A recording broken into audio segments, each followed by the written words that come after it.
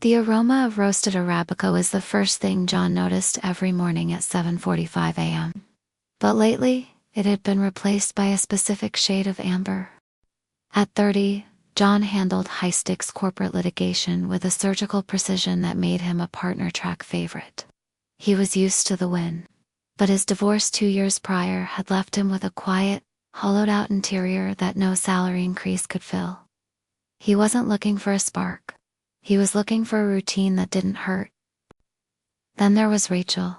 Rachel was a senior architectural designer, a woman who spent her days thinking about the structural integrity of skyscrapers, while her own foundation felt like shifting sand. Like John, she was 30 and single, her own marriage having dissolved, not in a firestorm of betrayal, but in a slow, agonizing leak of shared interests.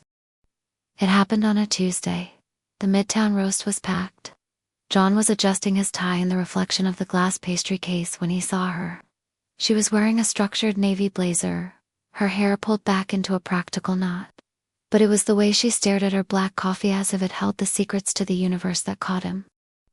10 days later, the universe doubled down. John was debating the merits of organic or conventional spinach at 8 p.m. on a Friday, the universal sign of a high-earning, lonely professional. He turned the corner of the produce aisle and nearly collided with a cart. It was her. Away from the harsh morning light of the coffee shop, she looked softer. Rachel felt a jolt of electricity hit her chest. It was the coffee man. She realized she'd been subconsciously looking for that specific shade of charcoal suit for over a week. John didn't have a legal brief to hide behind. Rachel didn't have her blueprints. "Spinach is a tough choice," John said, his voice a bit rustier than he liked. Rachel laughed a quick, bright sound.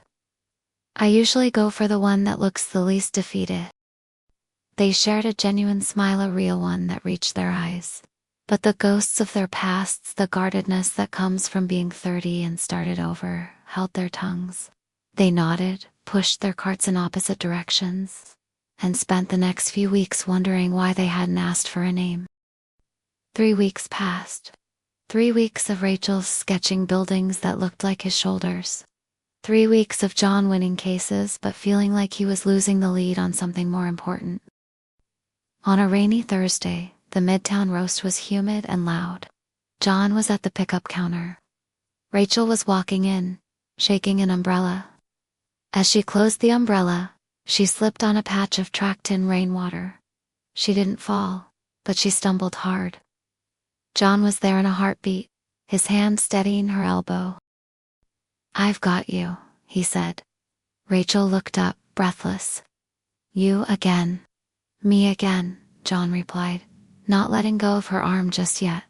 "I think the universe is tired of us being shy. I'm John." "Rachel," she breathed. "Rachel," he repeated, as if testing the structural integrity of the name. "I've spent 21 days wishing I'd asked you for coffee. Since we're already at a coffee shop, it seems like a waste of fate to wait for 22. After the stumble at the coffee shop, John didn't leave things to chance. He didn't ask for her number and wait. He asked for her Friday night. John spent Friday afternoon in his corner office, staring at a merger agreement, but his mind was occupied with the physics of a first impression. He was 30, he knew how to win over a jury, but he hadn't felt this particular brand of first date nausea since he was 22. He chose a dark charcoal sweater, casual enough to be approachable, but sharp enough to show he respected the occasion. In her studio, Rachel was struggling. She was a woman of lines and logic, but her reflection felt chaotic. She kept thinking about her ex-husband's voice telling her she was too focused on work to be romantic. She shook it off.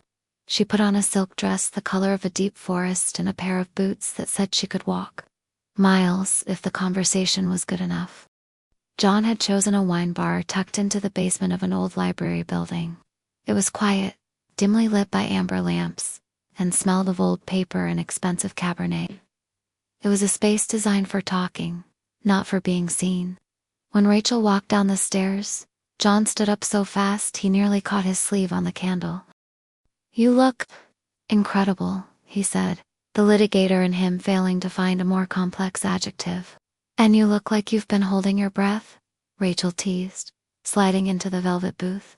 You can breathe, John. I'm just the girl from the spinach aisle. The first 30 minutes were the resume phase. They talked about her firm, his recent pro bono case, and the city. But then, the wine arrived a heavy, earthy red, and the masks started to slip. Why were you alone at the supermarket on a Friday night? Rachel asked, swirling her glass. A man with your, let's call it aesthetic, usually has plans.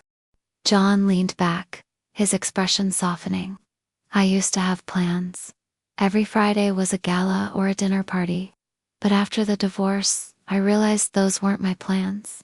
They were hers. I found out I actually like quiet Fridays. I like grocery shopping when the aisles are empty. So, what about you? Rachel looked at the candle flame. I was hiding. My ex-husband loved noise. He loved being the center of the room.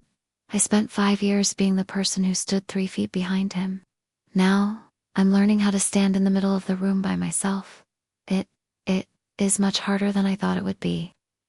John reached across the table, his fingers grazing the back of her hand. You're doing a great job of it tonight. They didn't shy away from the D word. At 30, pretending you don't have a past is a fool's errand. Does it feel like a failure to you? She asked suddenly. The divorce? John took a breath. For a long time, yes.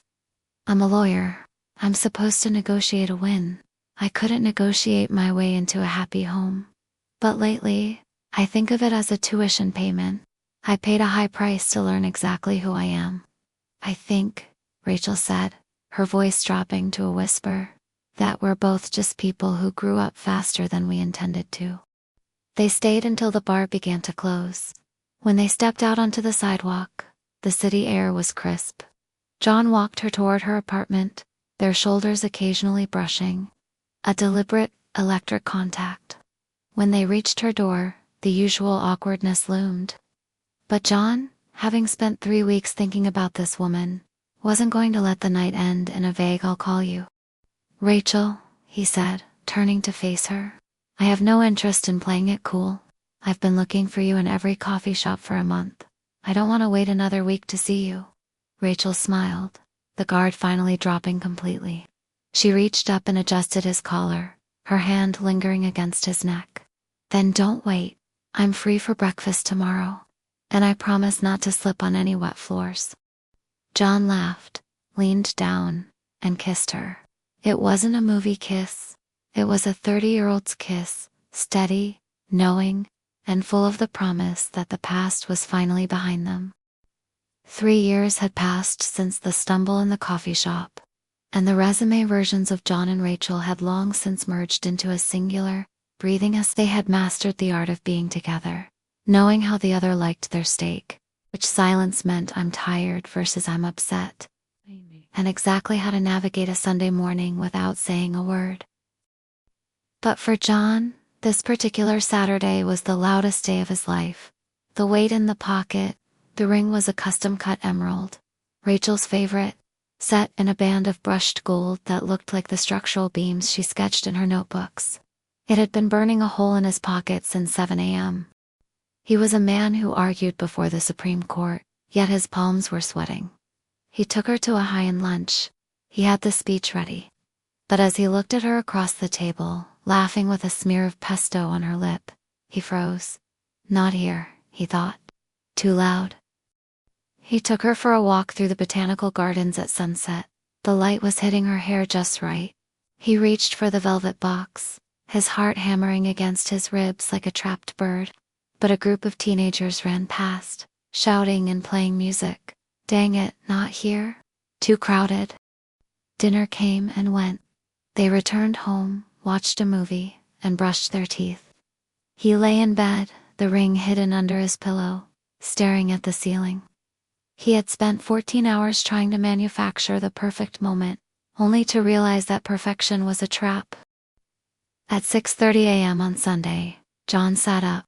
He looked at Rachel, who was still asleep, looking peaceful and utterly unaware of the tectonic shift he was trying to cause.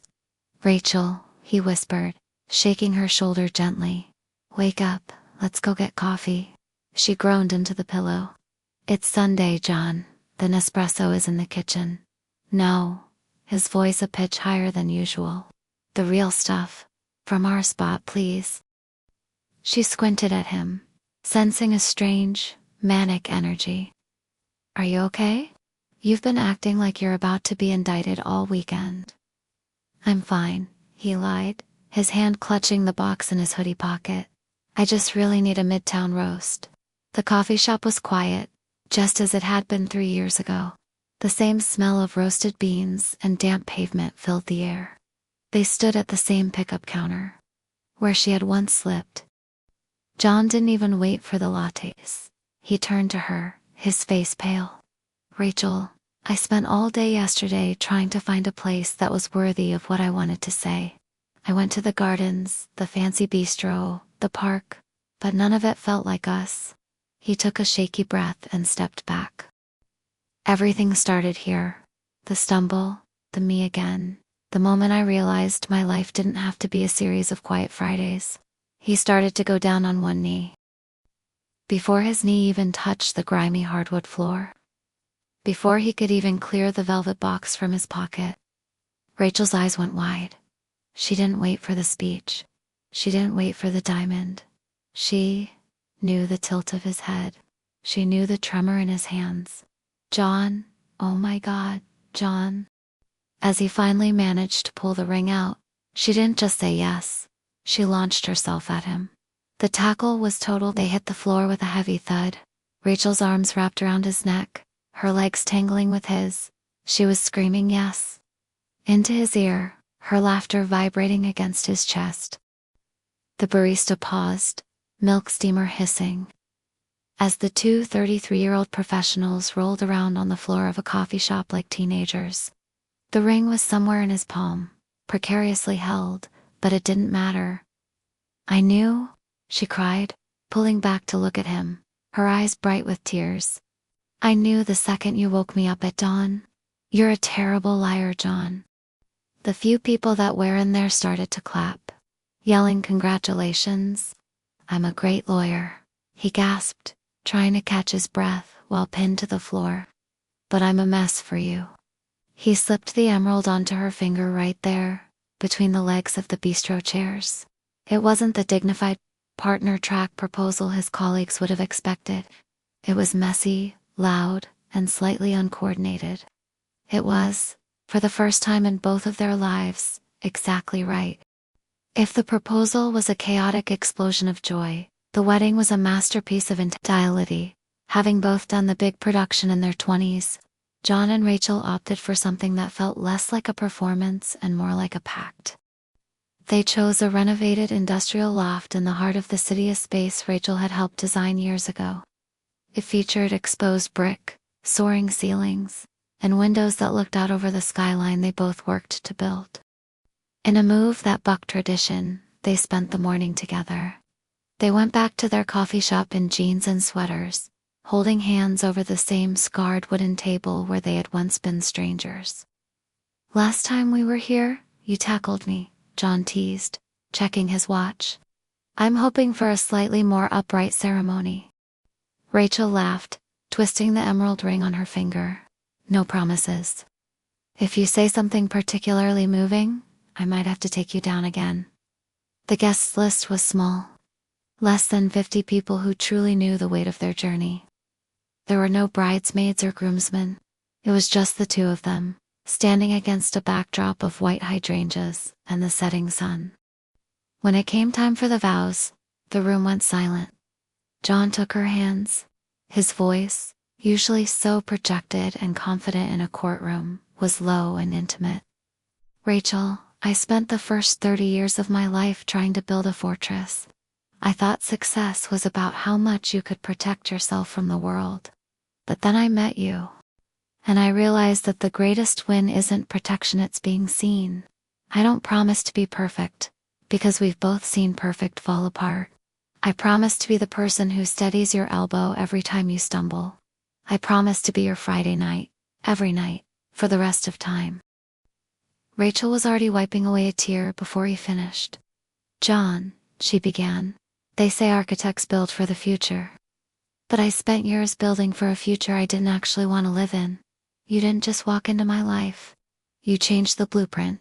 You showed me that a second chance isn't a consolation prize. It's the main event. I choose you in every aisle of every supermarket, in every crowded room, until the very end." There was no chicken or fish menu. Instead, they had a curated tasting menu of their favorite things. A mini taco bar from the truck they frequented on late work nights. And in a nod to their beginning, a high-end coffee bar that served the Midtown roast into the early hours of the morning. They didn't have a choreographed first dance. They simply swayed to an old soul record, John's chin resting on the top of her head. "We did it," she whispered into his shoulder. "We're the ones who stayed. We're the ones who started over," John corrected gently, pulling her closer. "And this time, we're building on bedrock." As the city lights flickered to life outside the floor-to-ceiling windows, the two of them looked less like a couple starting a life, and more like two people who had finally come home. They were 33, they were divorced, and they were the happiest people in the room. 7 years had turned the newlyweds into a powerhouse couple. At 40, John and Rachel moved with the effortless grace of people who had conquered their second acts. They had just moved into a custom-built home, a stunning glass handstone structure Rachel had designed herself, nestled on a hill overlooking the city. That same month, John had finally seen his name etched into the glass of the firm's partner's floor. They were wealthy, they were successful, and they were more in love than the day they'd collided in the rain. But for their 10th anniversary, John didn't book a flight to Paris or buy a diamond necklace. He told Rachel to meet him at 7:45 a.m. at the old Midtown roast. When Rachel arrived, the vibe was different. The chalkboards were half erased, and there were fewer pastries in the case. "Did you hear?" Rachel whispered as John handed her a latte. "Old Mr. Henderson is retiring. He's closing the doors on Monday. He couldn't find a buyer who wouldn't turn it into a dry cleaner or a bank." She looked around the shop, her eyes shimmering with a sudden, sharp grief. "John, our floor is here.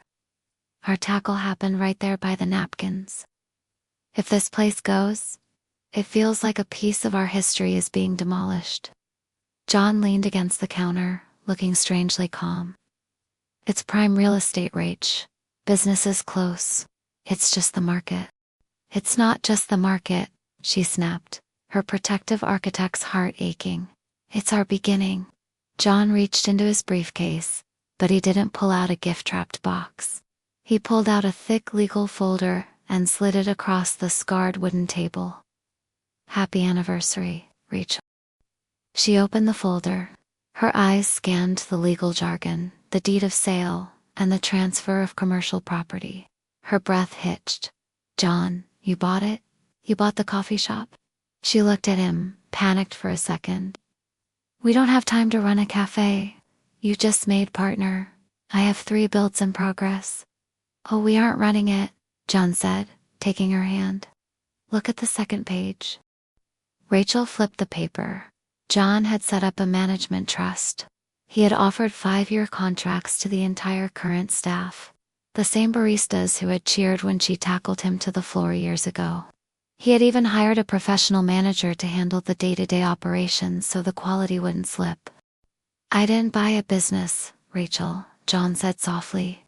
"I bought a landmark. I bought the ground we stand on. I wanted to make sure that 30 years from now, when we're old and gray, we can still walk through that door and sit at this exact table. I didn't want us to lose our beginning." Rachel looked around the room. The chipped paint, the hum of the grinder, the steam rising from the espresso machine. It was preserved. It was safe. She didn't tackle him this time. Instead, she leaned across the table and kissed him with a slow, deep intensity that spoke of 10 years of shared morning breaths and late-night whispers. "You're the most sentimental litigator in history," she whispered against his lips. "Only for you," he replied. "Now, drink your coffee. We have a life to get back to, and luckily, we know exactly where it started." As they walked out to their car, the closed sign stayed flipped to open. The Midtown Roast remained, a small caffeinated fortress against the passage of time. A gift from a man who knew that while you can't buy the past, you can certainly protect the future. John, his hair now a distinguished silver at the temples, held the door open for Rachel. She moved with the same grace as always, wearing a soft cashmere wrap, her eyes still holding that architectural keenness. They didn't head to the counter. The staff, some of whom had been there since the great acquisition, already had their drinks waiting. They took their usual spot in the corner. The owner's table, though they never called it that. It provided a perfect view of the shop's choreography. "Look at them," Rachel whispered, nodding toward the pickup counter. A young man in a rumpled suit, looking every bit as harried as John once did, was fumbling with his wallet. Standing inches away was a woman in a bright red coat, staring intensely at the menu board as if it were written in a foreign language. The air between them was thick, though they hadn't spoken. It was that specific, charged silence of two people who had just realized the room had become very small. The young man looked up. The woman turned. Their eyes locked 1 second, 2 seconds, 3. The recognition. Rachel felt a familiar jolt in her chest. She reached across the table and grabbed John's hand. Her grip was tight, a silent communication developed over 20 years of marriage. "There they are," her touch said. "That was us." John squeezed back, his thumb rubbing over the knuckles of her hand. He didn't need to look at her to know what she was thinking. He watched the young man clear his throat, saw the girl in the red coat offer a tentative, shy smile, and he felt the immense weight of the decades they had shared. "He's going to wait too long to ask for her name," John murmured, a ghost of a smile on his face. "He'll probably wait until he sees her at a supermarket." "Or," Rachel whispered, "maybe he'll be smarter than you were. Maybe he'll just say hello now." As the young couple finally exchanged a few awkward words over their lattes, John and Rachel sat in their quiet sanctuary. They weren't just the owners of the walls and the beans. They were the guardians of the spark. They watched the world rush by outside the window, the frantic energy of the 30-year-olds trying to make it. They were no longer in that race. They were the ones who had finished, realized the prize was each other, and decided to stay exactly where it all began. 10 out of 10, John said softly, looking at the emerald on her finger that still caught the morning light. 10 out of 10, Rachel agreed. They sat there for hours, two retired titans of industry, simply holding hands and watching the beginning of someone else's forever unfold in the very place they had found their own. Beneath the surface of their perfect life was a quiet, shared ache that they rarely spoke of to the world. Between the ages of 35 and 41, their lives hadn't just been about boardrooms and blueprints. They had been about doctors' offices, hushed conversations in hallways, and the crushing weight of negative tests. They had wanted a child, a little architect, or a tiny lawyer to fill the halls of the house Rachel had designed. But after years of trying, of hope and heartbreak, they sat on their back porch one evening and looked at each other. "Maybe our story is meant to be just us," Rachel had said, her voice thick but certain. John had kissed her forehead. "Then let it be in God's hands. If it's just us, Rachel, then just us is more than enough." A week after they decided to stop trying, John didn't come home with flowers. He walked through the front door with a bundle of golden fur that had oversized paws and a tail that didn't stop thumping. "This is Max," John announced. The golden Labrador hadn't just filled the silence of the house. He had become the third member of their tribe. Max didn't just stay at home. He became a fixture at the Midtown Roast. He had his own leather bed in the corner by their table, and the staff kept a jar of high-end treats behind the counter, specifically labeled for the boss's dog. 35 years after the coffee shop tackle, the Midtown Roast was glowing with the warmth of 1,000 memories. John and Rachel were now in their late 70s. Max, the original, had long since passed, followed by Max 2, and now a spirited young lab named Max 3 sat at their feet, his chin resting on John's polished shoe. They weren't there to just drink coffee today. They were there to meet Sarah and Mike. Sarah was a young poet who had met Mike, a teacher, in the very same aisle of the supermarket where John and Rachel had once debated spinach. They were young, vibrant, and looked at the coffee shop with the same reverence John and Rachel did. "We don't want to change a thing," Sarah said, her voice trembling slightly as she looked at the deed on the table. "We know what this place represents." John pushed the gold pen across the table. He looked at Rachel, holding his hand firmly. "This place isn't about the coffee," John said, his voice gravelly but strong. "It's about the pauses. It's about the moment you look up from your life and realize the person you've been looking for is standing 5 feet away with an umbrella." Rachel leaned forward, smiling at the young couple. "We don't have children to leave this to, but we have a legacy of love. We're trusting you with the spark. Keep the floors clean, keep the beans fresh, and for heaven's sake, if someone stumbles, let them fall into the right arms." They signed the papers. The torch was officially passed. John stood up, a bit slower than he used to, and helped Rachel into her coat. Max 3 sensed the shift and stood up, his tail thumping against the wooden floor one last time. As they walked toward the door, John paused. He looked back at the counter, at the table in the corner, and at the spot where he had once been tackled to the ground in a fit of pure, unadulterated joy. He squeezed Rachel's hand. "Ready to go home?" he asked.